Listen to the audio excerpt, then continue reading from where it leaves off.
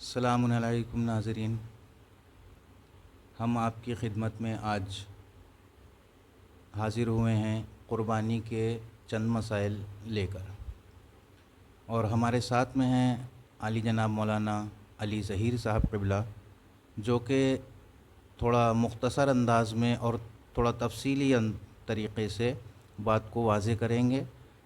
جو چند سوالات ہوتے ہیں جو عموماً لوگوں میں پائے جاتے ہیں، جس کو نہیں معاشرے میں پھیلی ہوئی ہیں کچھ رسمیں، کچھ ریتی رواج وغیرہ، تو جس کو شرعی حکم کیا ہے اور اس کا صحیح طریقے سے اس کا کیا تدارک کیا جائے، اس نظریے سے آج ہم اس مسئلے کے لیے بیٹھے ہیں۔ اور ذی الحجہ کا مہینہ چل رہا ہے، قربانی کا مہینہ ہے، تو سب سے پہلے مولانا کی خدمت میں سلام عرض پیش کرتے ہیں۔ مولانا صاحب السلام علیکم۔ وعلیکم السلام ورحمۃ اللہ وبرکاتہ۔ اور آپ کی خدمت میں مولانا صاحب چند سوالات لے کر حاضر ہوئے ہیں، اور جس میں سے سب سے پہلا سوال یہ ہے کہ ذی الحجہ کے احکام کیا ہیں؟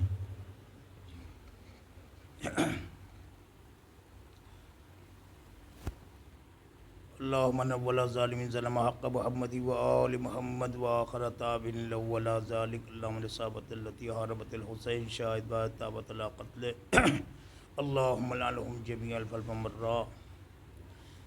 اعوذ باللہ من الشیطان الرجیم، بسم اللہ الرحمن الرحیم۔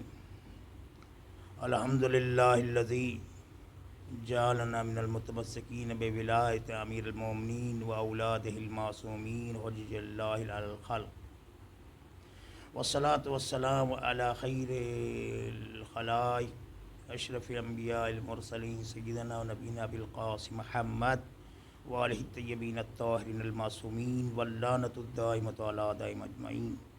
اما بعد، فقد قال اللہ تعالی سبحانہ فی کتاب الحکیم، بسم اللہ الرحمن الرحیم، لن تنالوا البر حتی تنفقوا مما تحبون۔ ناظرین السلام علیکم۔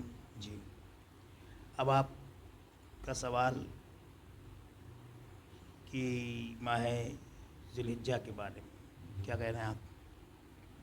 ذی الحجہ کے احکام کیا ہیں؟ اس مہینے کے احکام کے بارے میں آپ اس کو ذرا ڈیفائن کریے۔ دیکھیے، میں نے ابھی آیت کریمہ کی تلاوت کی، سورہ آل عمران کی 92 نمبر آیت ہے، بسم اللہ چھوڑ کے بسم اللہ ملا کے 93 ہے، جو علی والے ان کے لیے 93 ہے، دوسروں کے لیے وہ ہے۔ دیکھیے، اس میں ہے کہ اللہ کہہ رہا ہے کہ تم نیکی تک لن تنالوا، ہرگز عربی گرامر ہے، نیکی تک پہنچ ہی نہیں سکتے ہو مگر کہ جس چیز کو محبت کرتے ہو اس کی قربانی، اس کی بلیدان نہ دو۔ لن تنالوا البر حتی تنفقوا مما تحبون، یعنی جس کو ہم پسند کرتے ہیں اس کی قربانی نہ دیں۔ تو یہ ماہ ذی الحجہ یعنی اسلامی اور چاند کے اعتبار سے، یہ چاند سے چلتا ہے، اس لیے چاند کا مہینہ بھی کس سال کہا جاتا ہے، مہینہ کہا جاتا ہے، اور اسلامی مہینہ اسلام کے اعتبار سے ہجری بھی کہا، کیونکہ ہجرت رسول کے بعد میں جو رسول کو ہجرت، ورنہ ہجرت پہلے بھی ہوئی جناب جعفر طیار 5 بعثت میں، لیکن یہ ہجری جو رسول اللہ کے سلسلے جڑا تو اس کے ہجری بھی کہتے ہیں۔ تو اس ہجری کے اعتبار سے یا اسلامی اعتبار سے یہ 12واں مہینہ ہے۔ پہلا مہینہ ہمارے ہاں محرم ہے، اب اس میں تفصیل میں نہیں، باقی سب کو معلوم ہے۔ یہ آخری مہینہ جسے ذی الحج یعنی حج کا مہینہ۔ اب اس ذی الحج میں بہت سی تاریخیں ہیں جس میں ہمارے ناظرین اہل ولایت، اہل تبرہ، اہل حق کو جاننا چاہیے، بچوں کو بتانا چاہیے، تاکہ بچے دھیرے دھیرے جانیں گے نہیں تولا تبرہ کیا ہے، اہل بیت کیا، ان کے دشمن کیا۔ جب تک ہم نہیں بتائیں گے، حقیقت نہیں بتائیں اس تاریخ میں کیا ہوا، خوشی کیا ہے، غم کیا ہے، تو اس وقت تک اس کو کیوں کہتے ہیں اس میں ذی الحج اس لیے کہتے ہیں حج کا مہینہ، کیونکہ اس میں حج واجب ہے۔ کوئی رمضان میں حج نہیں کر سکتا، شوال میں نہیں کر سکتا، ذی القعدہ میں، یہاں تک کہ پہلی تاریخ کو بھی نہیں کر سکتا، قربانی 10 کو کرے گا، یہ تمام 10 ہے، 11 12 وغیرہ۔ لیکن اگر آپ کوئی پہلے چاہے تو نہیں، کیونکہ شریعت نے حکم دیا، اس لیے اس کو حج کا مہینہ کہا جاتا ہے۔ اب اس میں پہلی تاریخ ہے عقد شہزادی کونین مولا کائنات کی تاریخ ہے۔ اس کے بعد پھر تاریخ آتی ہے کہ آپ کی تاریخ ہے کہ 7 تاریخ آج گزری امام محمد باقر کی شہادت ہے، ہمارے ساتھ 5ویں امام محمد باقر جو کربلا میں موجود تھے۔ پھر کل کی جو 8 تاریخ ہے، امام حسین نے سفر کیا تھا، یعنی دن میں سفر کیا تھا، کیونکہ اگر وہ رک جاتے وہاں پہ تو ان کو حج کرنا واجب ہو جاتا، اس لیے حج کو عمرہ سے بدل کے انہوں نے غروب سے پہلے وہاں سے دن میں سفر کیا، کدھر؟ کربلا کے لیے بحکم الہی۔ 9 تاریخ جناب مسلم، جس کو امام حسین نے سفیر بنایا تھا، ان کی شہادت کا دن ہے، 9 ذی الحجہ۔ پھر آپ کی 10 تاریخ آتی ہے جس میں قربانی جناب ابراہیم، یعنی جو باقاعدہ قربانی شریعت کے اعتبار سے پیش کی گئی اور اس قربانی کو شریعت ابراہیم میں لازم کر دیا گیا۔ ویسے قربانی پہلے روح زمین پہ پیش جناب حابیل نے کیا تھا، جناب آدم کے بیٹے نے، لیکن یہ قربانی جو شریعت کے شکل میں ہوئی وہ جناب ابراہیم ہے، کیونکہ جناب آدم کے زمانے میں کوئی تھا ہی نہیں، بس 4 آدمی تھے، حابیل قابل آدم ہو، تو کہاں سے شریعت، اور صاحب شریعت بھی نہیں تھے جناب آدم، تو جناب ابراہیم یعنی امام بھی تھے، خلیل بھی تھے، اور اولو العزم پیغمبر بھی تو صاحب کتاب، صاحب شریعت بھی تھے۔ تو شریعت اس لیے ملت ابراہیم کا ذکر قرآن میں بھی، رسول اللہ نے اسی ملت ابراہیم کو اپنے شریعت کا جز بنایا، شریعت محمدی میں۔ تو ہمارے لیے بھی یہ ہوا کہ ہم حج اس مہینے میں حج کرے، تو یہ ایک تعلق ہے جس میں ہم جو وہاں پہنچتا ہے استطاعت کے ساتھ تو اس کے اوپر حج واجب ہے۔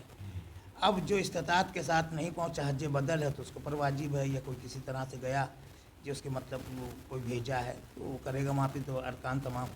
لیکن جو یہاں کے اوپر نہیں پہنچ سکتا اس کے واسطے ہے کہ وہ قربانی کرے، سنت موقتہ ہے۔ وہاں پہ جو حج کرے گا، قربانی کرے گا، ایک آدمی ایک ہی کر سکتا ہے، ایک آدمی 2 3 4 5 سب کر سکتا ہے، لیکن کم سے کم ایک۔ لیکن یہاں پہ ایک میں 10 15 20 25 شریک ہو سکتے، کوئی مسئلہ نہیں ہے، یہ مسئلہ ہے۔ تو یہ حج کا مہینہ ہے۔ اس کے بعد پھر ہم سوال کو آگے بڑھا، پھر غدیر کے بارے میں بتائیں گے۔ جی فرمائیں۔ اور جی میرا دوسرا سوال یہ ہے کہ کیا اس مہینے میں قربانی ہر مسلمان پر واجب ہے؟ دیکھیے قرآن نے صاف صاف کہا کہ اللہ قرآن میں، اور پھر اہل بیت کی روشنی کی، اللہ مومنین کے اعمال کو قبول کرتا ہے۔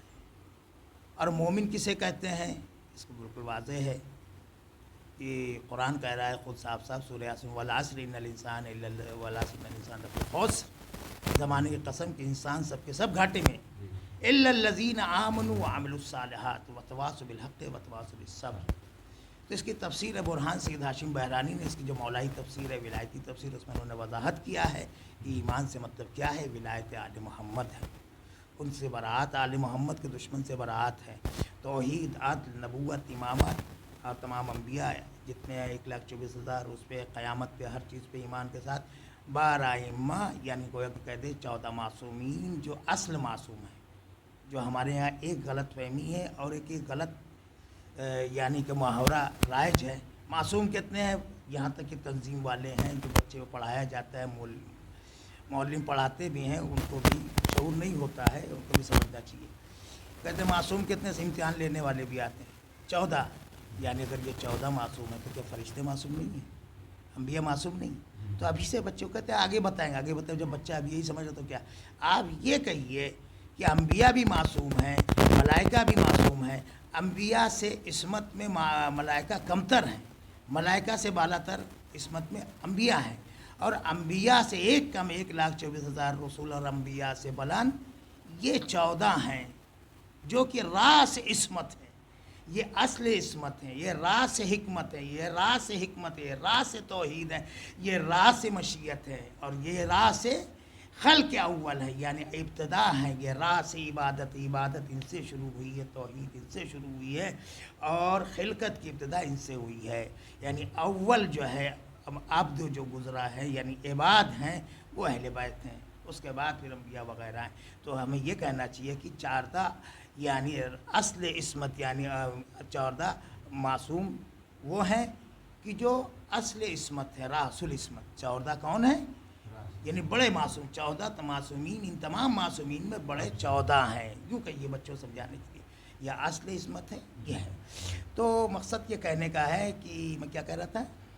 ہاں، میرا جو سوال تھا وہ یہ تھا کہ کیا اس مہینے میں قربانی ہر مسلمان پر تو واجب یہ ہے؟ 14 معصومین کی میں نے آیت آپ سنیں، سورہ عصر میں نے آپ کے سامنے پڑھا، تو ولایت آل محمد پر اور ان کی محبت پر ان کے ایمان رکھتا ہو، ان کو امام کائنات مانتا ہو، کائنات کا حاکم کل مانتا ہو، اور ان کے اوپر عقیدہ رکھتا ہو جیسا معصومین نے قرآن نے فرمایا، اور ان سے محبت کرتا ہو، جس سے وہ محبت ان سے محبت، ان سے وہ نفرت کرتے ہیں، دشمنی ان سے دشمنی کرتا ہو، تو وہ ہوا مومن۔ اب عمل اچھا کرے گا تو وہ ہوگا متقی۔ انٹری ہونے کے لیے اہل بیت کے ساتھ ہونے کے لیے چار معصومین تولا تبرہ، یہ ہے ایمان۔ اب عمل جیسے جیسے کرے گا ویسے درجہ بنتا ہے، متقی بنے گا، مخلص بنے گا، عارف بنے گا، وہ الگ مسئلہ، لیکن مومن ہونا چاہیے۔ تو اللہ مومن کے اعمال کو قبول کرتا ہے۔ اب جتنا مومن میں درجہ بلند ہوگا، لیکن اسٹارٹ جو ہے شرط ہے، ایمان شرط ہے، یعنی پاسپورٹ میں انٹری ویزے کی ہونا چاہیے۔ ویزے نے تو کیسے کہیں جائے گا باہر، انڈیا کے باہر جانا چاہتا ہے جہاں ویزا لگتا ہے، اب ویزا ہی نہیں تو کیسے جائے گا؟ تو ویزا بھی اصلی ہو، تو ویزا اصلی کا نام ہے ایمان ولایت آل محمد، کسی بخاری میں ہے یا علی حبک الایمان والتقوی، تمہاری محبت ایمان ہے، یعنی اور بھی ہمارے مخالفین کی کتاب میں موجود ہے کہ اہل بیت کی محبت ہے، یہاں تک کہ چار معصومین کی محبت، اور ان کی محبت جب ہوگی جب تک کہ دشمن سے دشمنی نہ ہو، اس وقت محبت نہیں ہوگی بلکہ ڈرامہ ہوگا۔ تو یہ جب ہے مومن، اب مومن کے قبول کر رہا اللہ، اور جو اہل بیت والا ہے وہ مومن ہے، تو مومن کے اعمال بھی، نماز بھی، روزہ بھی، حج ہے، قربانی، سب یہ ان سے خطاب ہے کہ جو وہاں جائیں گے تو ایک بکرا دیں گے، اور یہاں کریں گے تو ایک بکرے میں کئی بکرا شریک کر سکتے ہیں، لیکن حلال ہو، دکھاوا نہ ہو، مکاری نہ ہو، تمام باتیں ہو، وہاں بھی ہو تو وہاں بھی اللہ کے لیے خالصاً للہ اور اہل بیت کی خوشنودی کے لیے۔ اور جیسا کہ میرا تیسرا سوال ہے کہ قربانی کے احکام کیا ہیں؟ مطلب جو قربانی ہوتی ہے تو اس کے اور بھی جو احکام آگے بڑھتے ہیں تو وہ احکام کیا ہیں؟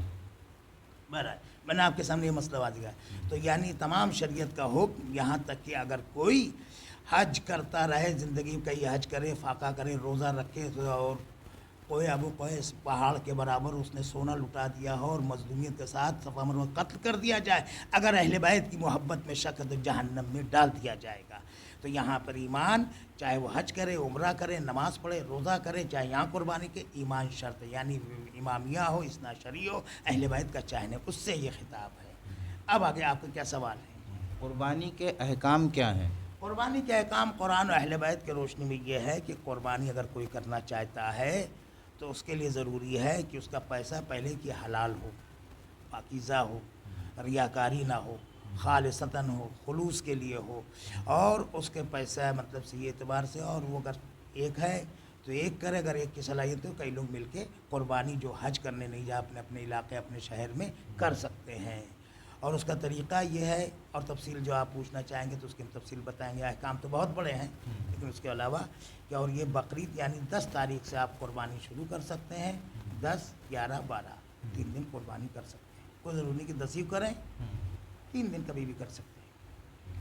اور یہ قربانی بے نفس خود مستحب ہے، واجب نہیں، تاکید کی گئی ہے۔ قربانی کس کس جانور پر ہو سکتی ہے؟ قربانی جو ہے، جو قرآن و اہل بیت کے روشنی میں قرآن نے اسے اشارہ کیا اور اہل بیت کی تفاسیر نے اور معصومین نے کہا، فقہا نے اس کی وضاحت کی ہے، محدثین نے، کہ چند جانور ہیں، بھیڑ جسے دمبا کہا جاتا ہے، بکری، اور بیل ہے، اور اونٹ ہے، وہ کیا نام، بیل ہے، بھینسا وغیرہ ہے، ان سب قسم کے، اور اسی طرح اونٹ ہے، گائے ہے، یہ 4 قسم کے جانور ہیں۔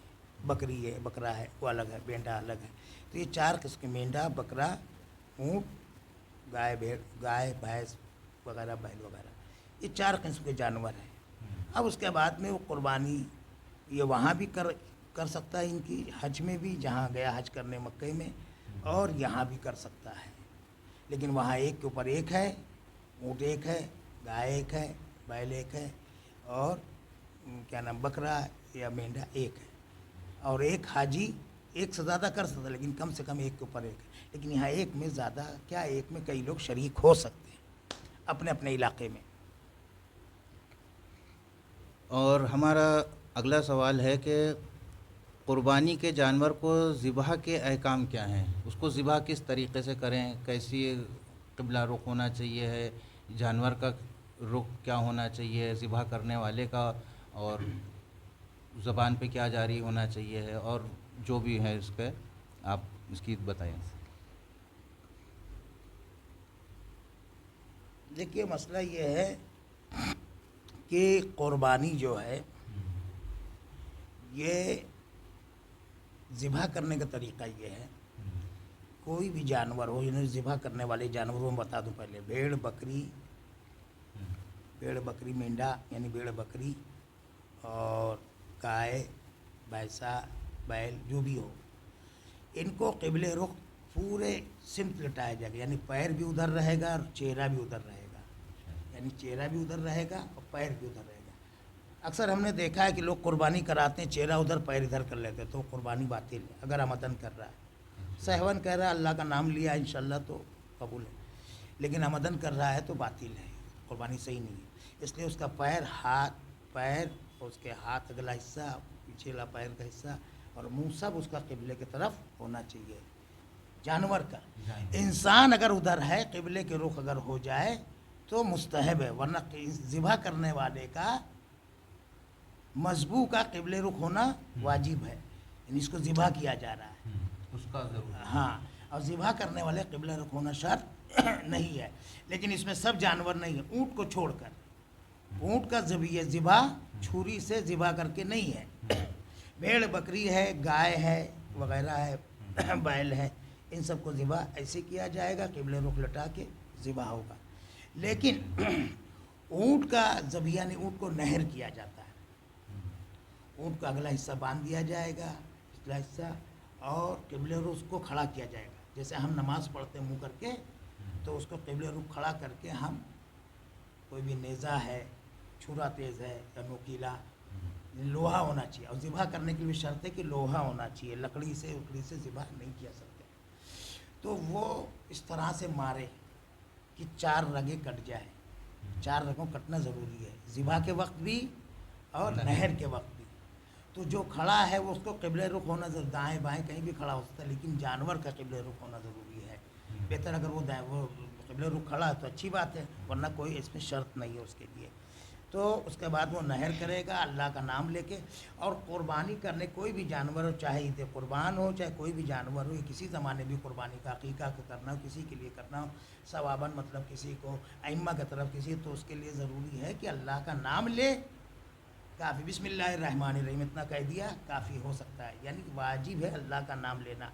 اب اس کے بعد میں جو ہم وہاں پہ حج میں قربانی کرتے یا یہاں پر بقرعید میں 10 11 12، تو اس میں کچھ قربانی کے کچھ آیتیں، کچھ چیزیں جناب ابراہیم سے منسوب مستحب ہمارے یہاں، ہمارے مخالفین کے یہاں بھی دعا پڑھی جاتی ہے، قرآن کی آیت ہے، اور ہمارے یہاں بھی. تو ہمارے یہاں تو اس کا الگ ہے، ان کے یہاں ملتا جلتا ہے، کچھ چیزیں ترتیب دعا میں فرق ہے.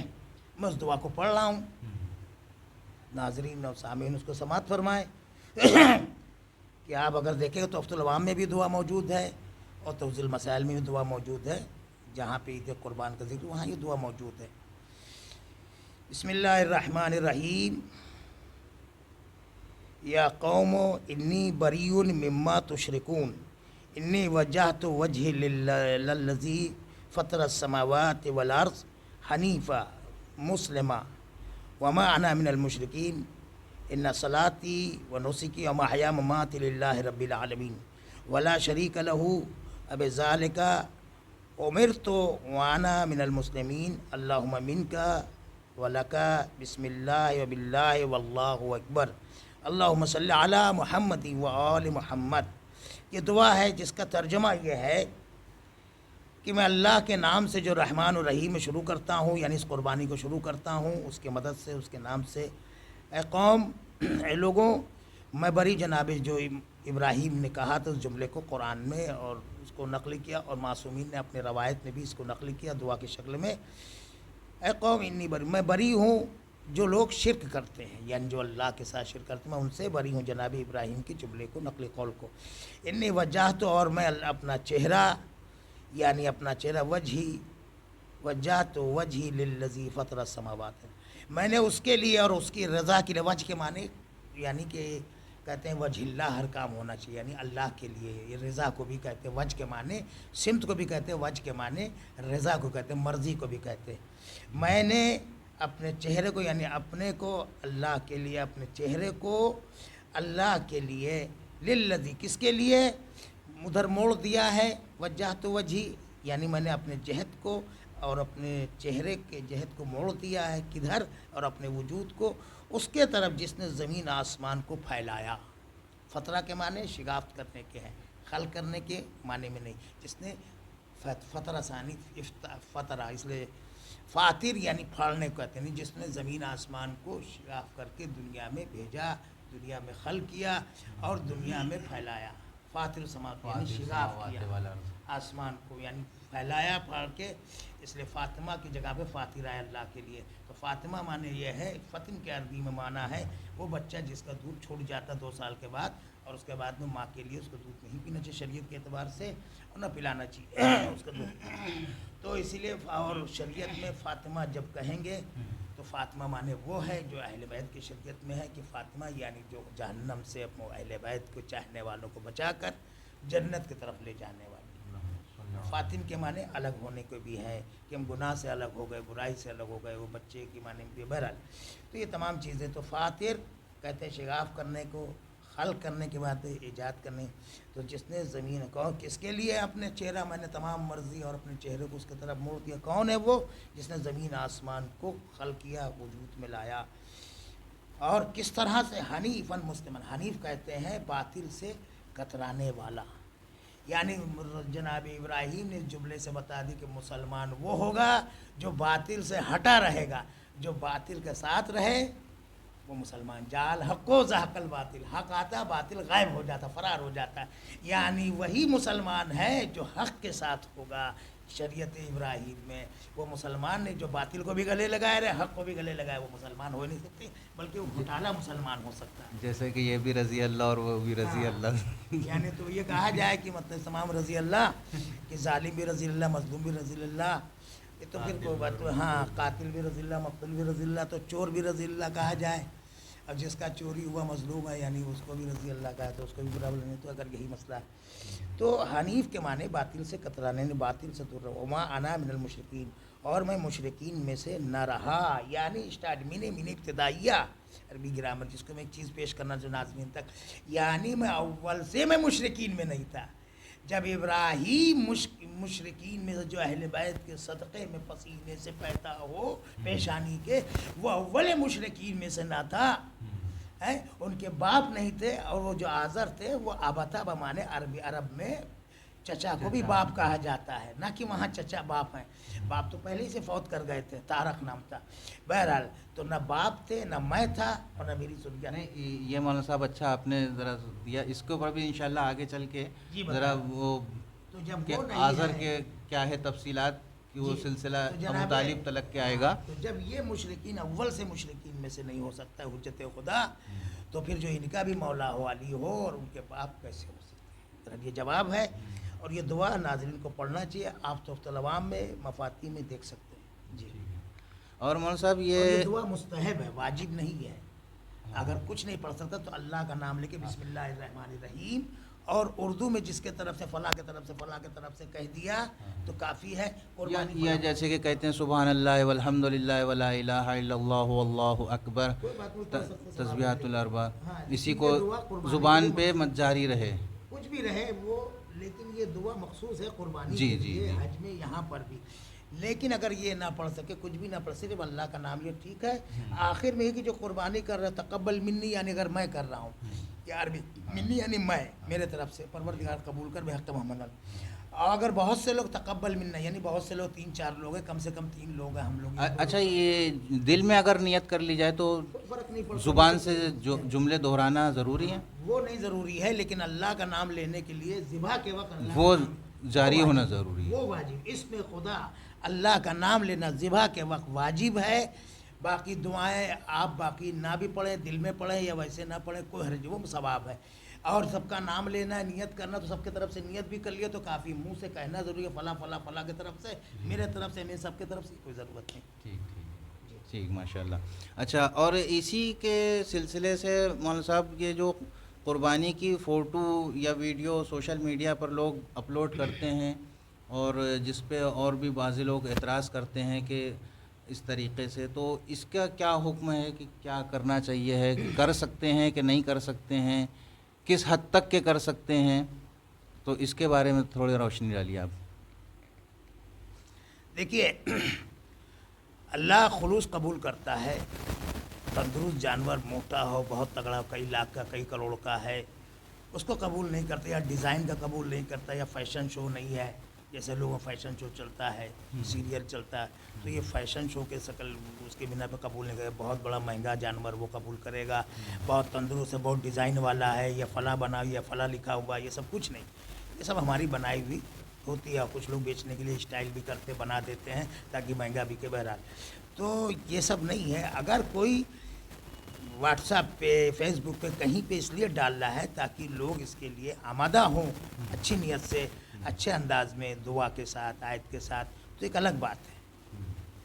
اور نہیں، جیسے کہ وہ کٹنے کا اور خون وغیرہ بہہ رہا ہے اور ذبح کے وہ اس ٹائپ کی فوٹو میں وغیرہ، یہ کہنا چاہتا ہوں، میں ناظرین سے، سامعین، جہاں تک میری پورے جہان میں آواز جائے، اس کو نہیں بھیجنا چاہیے۔ ہمارے چھوٹے بھائی، بڑے بھائی اور ہمارے جتنے حضرات ہیں، ان کو چاہیے کہ اپنے بچوں کی تربیت کے یہ سب کو نہیں بھیجنا، کیونکہ بھائی دوسرے مذہب کے لوگ ہیں، دوسرے لوگ بھی وہ پتہ نہیں کیا شک کریں، شبہ کریں کہ کس چیز کو ذبح کیا، کس چیز کو بھیجا۔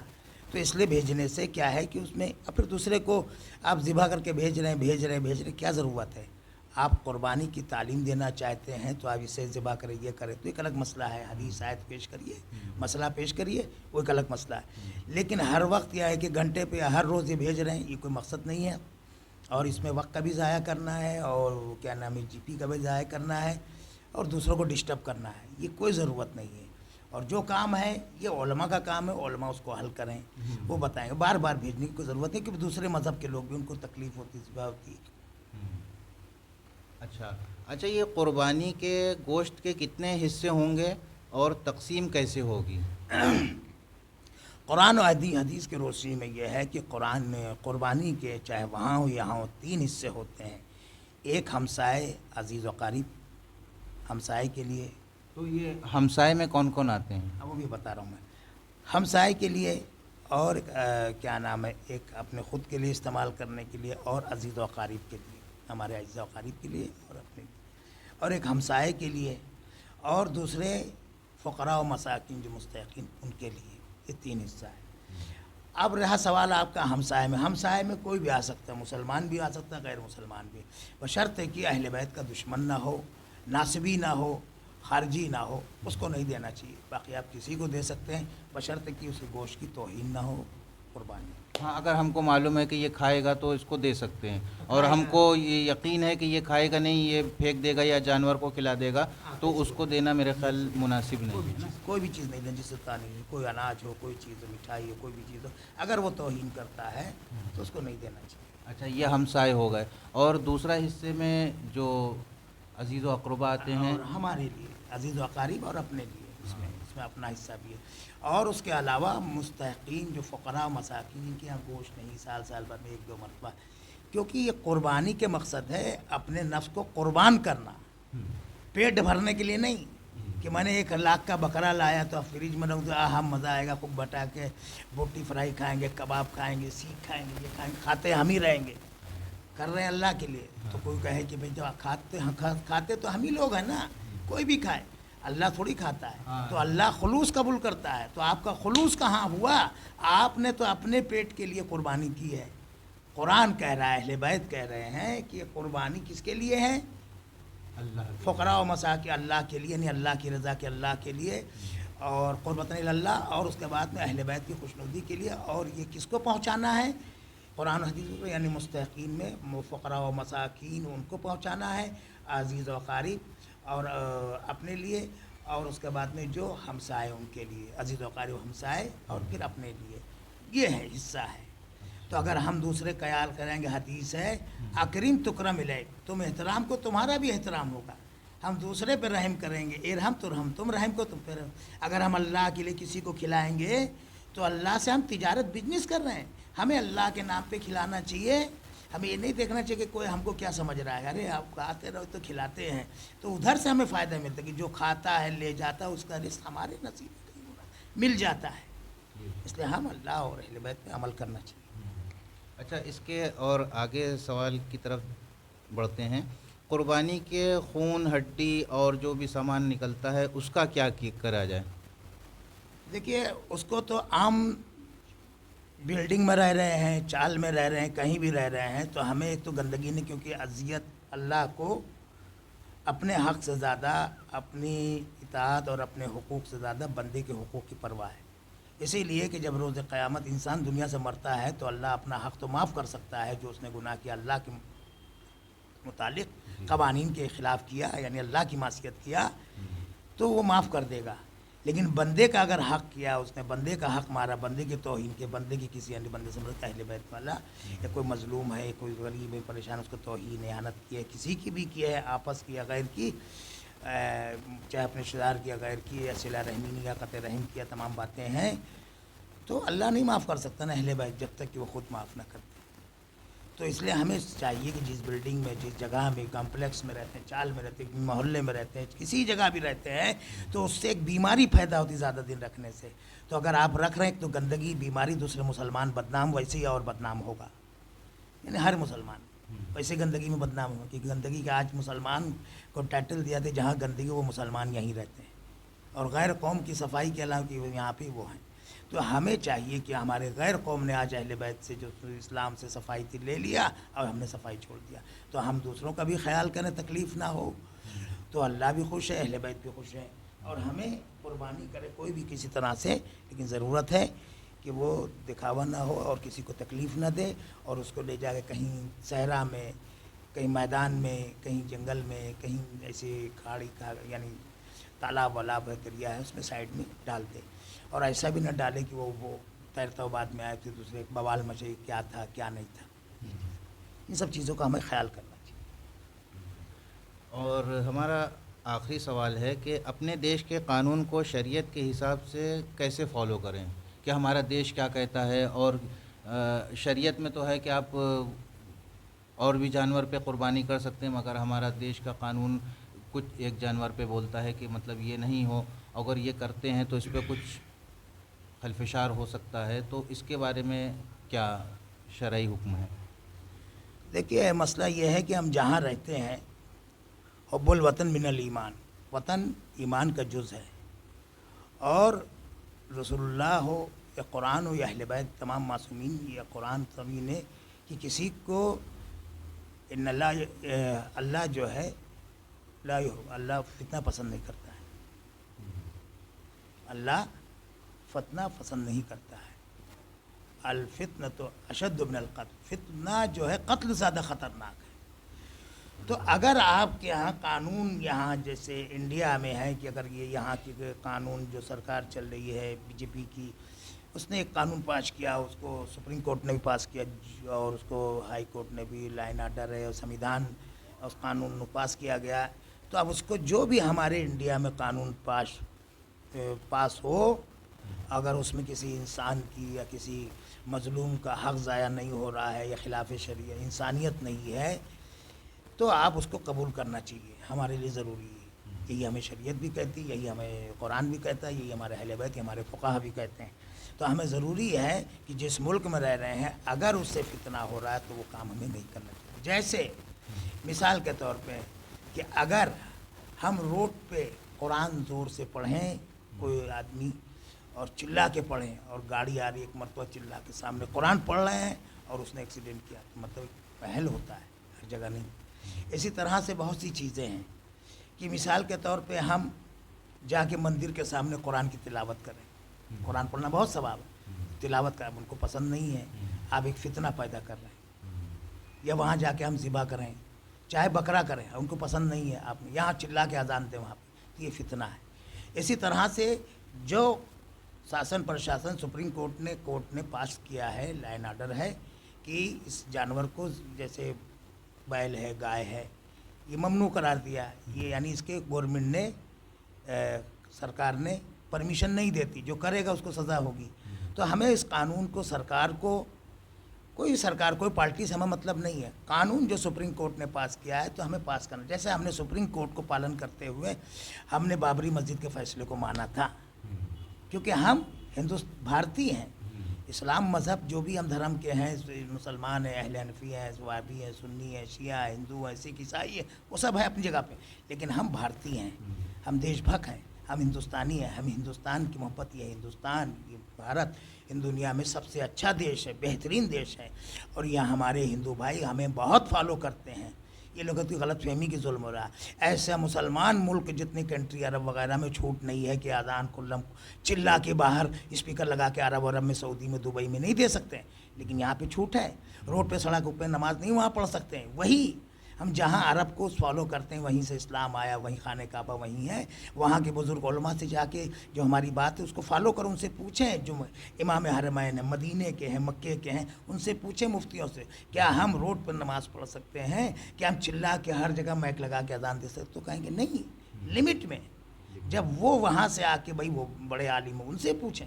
تو ہمیں اذیت تکلیف نہیں دینا ہر چیز کو. اسی طرح ہر دھرم والوں کو چاہیے، چاہے وہ سکھ ہو، عیسائی، ہندو ہو، ہر چیز کے قانون کو کسی پبلک کو تکلیف نہ دے. اسی طرح ہمیں کو بھی چاہیے، جب ہم مطالبہ کرتے ہیں کہ ہم دوسرے مذہب دھرم والے ہمیں تکلیف، تو ہمیں بھی چاہیے، کیونکہ اسلام کے معنی سلم کے، بھائی چارگی کے، اسلام کے معنی سلامتی کے. تو ہمیں بھی چاہیے کہ ہم کسی کے حق ضائع نہ کریں، کسی کو تکلیف نہ دیں، اور ہم فساد فتنہ نہ بنائیں. چاہے جانور کا ذبح کرنا ہو، چاہے نماز پڑھنا ہو، چاہے کچھ بھی کرنا ہو، چاہے اذان دینا ہو، چاہے کوئی بھی چیز کرنا ہو یا جلوس نکالنا ہو، تو ہمیں ضروری ہے کہ ہم قانون کا پالن کریں اور لائن آرڈر کو مانیں اور مل جل کے رہیں. کیونکہ ہم گلستان میں کئی طرح کے پھول ہوتے ہیں، سب کی الگ الگ خوشبو ہوتی ہے، لیکن سب ایک گلستان میں ہوتے ہیں. تو ہم اس طرح سے ہندوستان میں ہم ہندو، مسلم، سکھ، عیسائی، سنی، شیعہ، وہابی سب ایک گلستہ بن کے یہاں پہ رہیں.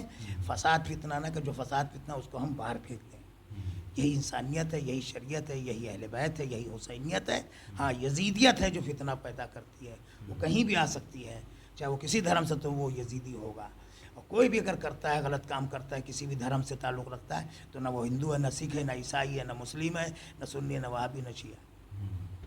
ٹھیک ہے. ناظرین، میری آپ لوگ سے، سبھی مسلمانوں سے اپیل ہے کہ آپ اپنے ایریوں میں، اپنے سٹی میں جیسے جو قانون ہیں اس کا پالن کریں، اور ایسا خون بھرے کپڑوں کے ساتھ مین روڈ پہ نہ ٹہلیں، اور ایسا گوشت خالی ہاتھوں میں لے کے جو روڈوں پہ چلتے ہیں، اور جو جس جانور کو ذبح کرتے ہیں وہ چھری چاقو لے کے ایسا نہ کرے، جس سے مطلب اور جو نان مسلم ہیں جو دیکھ کے گھبراتے ہیں، یا جو لیڈیز ہیں جو دہشت کا ماحول بن جائے، تو اس چیز کا آپ لوگ برائے مہربانی اس کا احتیاط رکھیے. کیونکہ یہ ہماری جو عید ہے تو اس کے اوپر کافی کچھ الگ سے کمنٹ آ رہے ہیں، بہت ہی اس کے اوپر سختی پہ سختی بڑھتی چلی جا رہی ہے کہ آپ ایسا نہیں کر سکتے، ویسا نہیں کر سکتے. تو اگر ہم نے اس کو آج یہاں پہ اس کا حل نہیں نکالا، تو یہ آگے چل کے ہو سکتا ہے کہ شاید یہ ہم کو اور آگے پریشانی ہو سکے، ہمارے واسطے بہت تکلیف میں آ سکتی ہے. ہر مومن جو ہے پریشان ہو سکتا اور ہے. قربانی میں رکاوٹ آ سکتی ہے. اس لیے ہم ایسا نہ کریں ہاں. کہ ہمارے چند لوگوں کے فضول اور فالتو و بیہودہ حرکت کرنے سے تمام مسلمان اور اسلام اور تمام ملت اسلامیہ بدنام ہو. اس لیے میں علماء سے بھی کہہ رہا ہوں، ہر مسلک، ہر دھرم والوں کے اپنے اپنے مسجد کا آمادہ کریں، اپنے جوانوں کو، اپنے بچوں کو سمجھائیں، اور جتنے بھی مسلک کے ہیں، اور تمام لوگوں کو جو قوم کے لیڈر، ان سے بھی کہہ رہا ہوں کہ وہ اس طرح سے ہر چیز کا خیال رکھیں، چاہے وہ نگر سیوک ہوں، چاہے وہ ایم ایل اے ہوں، چاہے وہ ایم پی ہوں، چاہے وہ کوئی بھی ہو، ہر ایک، اور چاہے قوم کے لیڈر ہوں، چاہے قوم کے ٹھیکیدار ہوں، جو بھی ہو، چاہے مذہب کے ٹھیکیدار، ان کو بھی چاہیے کہ اس چیز کو آمادہ کریں تاکہ قوم میں فتنہ فساد نہ ہو. ورنہ آ کے کیا ہے، ایک سلسلہ رکاوٹ بن جائے تو یہ ہم سبب بنیں گے، چند لوگوں کے. سب نہیں ایسے ہیں، سمجھدار لوگ بھی ہیں، میں چند لوگوں کو کہہ رہا ہوں. تو چند لوگ کی وجہ سے کہتے ہیں تالاب کی ایک مچھلی پوری، چاہے مچھلی اچھی ہو تو لوگ سمجھتے پوری تالاب کی مچھلی خراب ہو گئی. تو اس لیے ہمیں چاہیے کہ ہم ایک مچھلی کو ایسے لوگوں کو مچھلی کچھ نہ پیش کریں جس کے بنا پہ پوری مچھلی مسلمان ملت اسلامیہ بدنام ہو جائے. تو ہمیں ضروری اس چیز کا خیال کریں. چھری دکھا کے چل رہے ہیں، گوشت کا لے کے گھوم رہے ہیں، دوڑ رہے ہیں، مستی کر رہے ہیں، مذاق کر رہے ہیں، تماشا کر رہے ہیں، یہ خون کا کپڑا. لوگ سمجھے دوسری بھی قوم رہ رہی ہے، چلو ممرا میں زیادہ مسلمان ہیں، دوسری جگہ میں ملاڈ میں نہیں ہے، بمبئی میں نہیں ہے، بھوپال میں نہیں ہے، بھوپال میں ہے، مدھیہ پردیش میں، آندھرا پردیش میں، دوسری بھی جگہ جہاں ہندو زیادہ ہیں تو وہاں کیا ہوگا؟ تو اس کا آپ کا برا اثر پڑے گا. تو وہ یہاں کے آپ جو کریں گے، اگر جہاں مسلمان زیادہ یہ کام کر رہے ہیں تو وہاں جہاں مسلمان کم ہو تو اس کا بدلہ وہاں لیا جائے گا. اس لیے آپ یہ سب کام برائے کرم ہاتھ جوڑ کے کہہ رہا ہوں تمام ملت اسلامیہ سے، تمام فرق اور ملت سے، تمام مذاہب سے، کہ وہ ایسا کام نہ کرے جس سے ہمارے مذہب اور اسلام اور ہمارے دین اور ہمارے کیا نام ہے اسلام کی بدنامی ہو اور ہمارے قوم ایک فتنہ فساد میں اور ایک بلا اور مصیبت میں مبتلا ہو جائے. اس لیے ہمیں ضروری ہے کہ اس چیزوں سے بچیں. اور جو شریعت نے کہ قربانی کے مقصد ہے کہ اپنے نفس کو قربان کرنے کی اسٹارٹ کیا جا رہا ہے. اپنے نفس کو قربانی، تمہیں بہت اچھی چیز لگ رہی ہے، بہت پیسے ہے، تمہارے پاس کم تر لگا کہ تم نے اپنے پیسے کو ایک بلیدان دیا، قربانی دے کے ایک جانور لائے. تو اسی طرح سے سب سے بڑی قربانی یہ ہے کہ اپنے نفس کو قربان کرنا. تو نفس کی مخالفت کرنا، ہوس چھوڑ دینا، ریاکاری، مکاری، اذیت دینا، یہ تمام باتیں. تو ہم اس لیے اللہ ہمیں لائق بنا رہا ہے کہ اس قربانی جانور کے ذریعے تو جو تمہارے اندر انسان کے اندر بڑا جانور ہے نفس امارہ، تاکہ تم اس کو مار سکو. اگر ہم یہ قربانی کو ٹائم پاس، مستی، مذاق، ابا کرتے تھے، فلاں خاندان میں کرتے تھے، فلاں ٹائم پاس کرتے تھے، یہ ہم کرتے رسم چلا رہا، کوئی مقصد نہیں ہے، لڑائی کر رہے، جھگڑا کر رہے قربانی کے لیے ایک دوسرے، میرا بکرا پہلے کٹے، میرا دمبا پڑا. تو یہ کیا ہے؟ یہ ہوس اور نفس ہے. یہ جاہلیت زمانے جاہلیت رسول سے پہلے تو یہ جنگلی یہ حماقت ہے اور یہ جاہلیت یعنی یہ کفر یاری والی حرکتیں ہیں، یہ جنگلیوں والی اور یہ آتنکوادیوں والی حرکت ہے. تو ہمیں آتنک دہشت گرد بند کے مسلمان کی طرح سے، وہ مسلمان جو اسلام کا نقاب اوڑھے ہوئے ہیں لیکن اندر سے دہشت گرد آتنکواد ہیں، ان کے جیسے نہیں، بلکہ ہندوستان کے مسلمانوں کی تمام جہاں میں بہت تعریف ہوتی ہے، ہر ملک عزت سے ہے. تو ہم اس عزت کو بچا کے رکھیں اور امن و شانتی بنا کے رکھیں. یہی ہمارا پیغام ہے. ٹھیک ہے مولانا صاحب، میں آپ کا بہت شکر گزار ہوں کہ آپ نے اپنے مصروفیات میں سے ہمارے لیے وقت نکالا. میں بہت ممنون ہوں آپ کا. اور انشاءاللہ ہم آگے بھی ناظرین ایسے ہی کچھ سوالات کے ساتھ حاضر ہوں گے انشاءاللہ. اور امام اس میں کچھ مسئلہ ہے. ہمارے یہاں یہ جو قربانی ہوتی ہے اس میں کچھ چیزیں حلال ہیں، کچھ مکروہ ہیں اور کچھ حرام ہیں. جیسے حرام مغز ہے، تلی ہے. صفت العوام میں توضیح المسائل میں تفصیل ہے. تو ان چیزوں کا ہمیں نہیں کھانا چاہیے. اور رہی بات یہ خون، ہمارے ایک بیماری ہے قطع کلام، ہم اس چیز سے ناظرین تک پہنچ کہ خون دیوار میں لگا رہے ہیں، خون فلاں جگہ لگا رہے ہیں. یہ خون بے نفس خود بھائی نجیس ہے. یہ خون اللہ کے پاس نہیں جاتا ہے، بلکہ یہ خون ہم بہا کے قربانی ہمارا خلوص چاہتا ہے، قربتاً اللہ، یعنی اللہ سے ہم قریب اور اس چیز کو قربان کر کے. جیسے پیسہ خرچہ کرتے ہیں، حج میں کرنے جاتے ہیں، تو ہم پتھر کا یا مطلب خانہ کعبہ دیوار کا نہیں طواف کرتے ہیں، بلکہ حکم خدا سے، جیسے رسول نے فرمایا تھا مولا علی کا آئے وہاں پہ تو علی آئے، علی امام تھے، مولا علی امام تھے، تو وہ پہلا امام بارگاہ کا مکہ ہے، خانہ کعبہ ہے. تو اس خانہ کعبہ جو امام بارگاہ سے لوگ بھاگتے ہیں تو پہلے ہی امام بارگاہ کا طواف اللہ نے کروا دیا. اور یہ اس لیے نہیں بلکہ ایک یاد انبیاء ہے. ہاجرہ دوڑی تھیں جناب ابراہیم اسماعیل کو ذبح کرنے، اس کی یاد میں اس کی کاپی کی جاتی ہے. تو یہ شعر اللہ ایک مقصد ہے، نہ کہ پتھر ہے، نہ کہ پہاڑ ہے. اسی طرح سے یہ قربانی کے مطلب نہیں خون و گوشت اللہ تک پہنچتا ہے، بلکہ ہمارا خلوص پہنچتا ہے، ہماری صاف نیت پہنچتی ہے. اسی طرح سے ہم جب کما زنجیر کرتے ہیں، یعنی جو ابراہیم کا فدینا بذبح عظیم، یہ قربانی جب ابراہیم اسماعیل کو ذبح کرنے لے گئے آنکھ پہ پٹی باندھ کے کھلا پلا کے، لیکن جب انہوں نے دیکھا کہ جانور کی آواز آ رہی ہے تو آنکھ کھولا تو دیکھا تنبا ہے، تو اللہ نے تنبا بھیج کے اسماعیل کو بچایا. تو یہ اسماعیل کون تھے؟ جن کا مولا آنے والا تھا. اسماعیل کی ذریت سے، اسماعیل کی نسل سے جناب امام حسین، ان کے دبنا فدینا بذبح عظیم، ہم نے اسماعیل کو بچایا ایک ذبح عظیم کے صدقے میں. کون؟ حسین کے صدقے میں. تو جب یہ خون بہاتے ہم ہیں تو خون کہیں بھی گرے لیکن ہمارا خلوص جاتا ہے.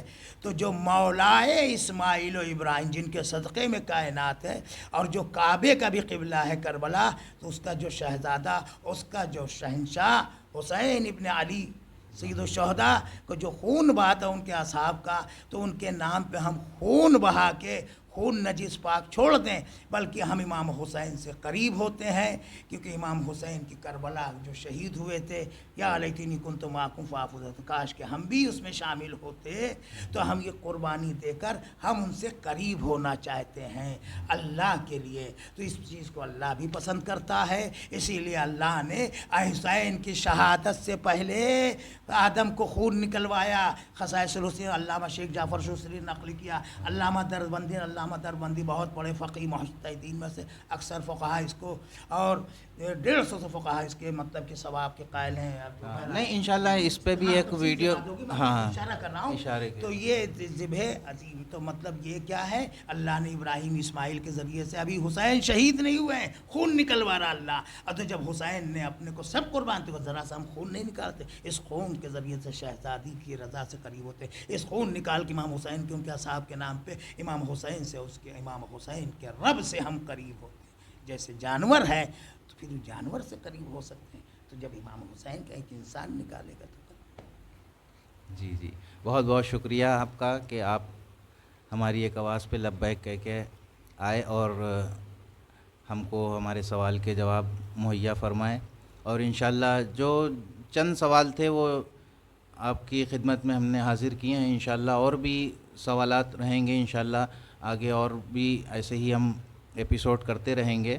ابھی ایام عزا بھی عنقریب ہیں، تو اس کے استقبال ایام عزا کے سلسلے میں ایک پروگرام رکھیں گے، اور غدیر بھی ہے، غدیر کے مسئلے میں بھی، کیونکہ محرم پہ کچھ زیادہ ہی کنٹروورسی ہوتی ہے، تو اس میں کچھ انشاءاللہ تفصیلی جوابات ملیں گے کہ کیا کرنا چاہیے اور کیا نہیں کرنا چاہیے ہے وغیرہ وغیرہ۔